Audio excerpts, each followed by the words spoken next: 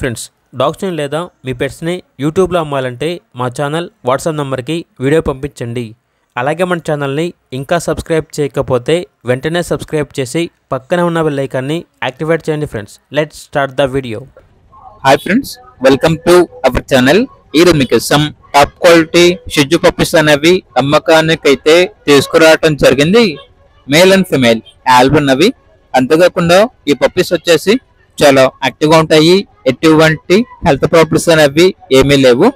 ఇక పప్పీస్ యొక్క ప్రైస్ వచ్చేసి మేల్ పప్పీస్ యొక్క ప్రైస్ అనేది 11.5K అనగా 11,500.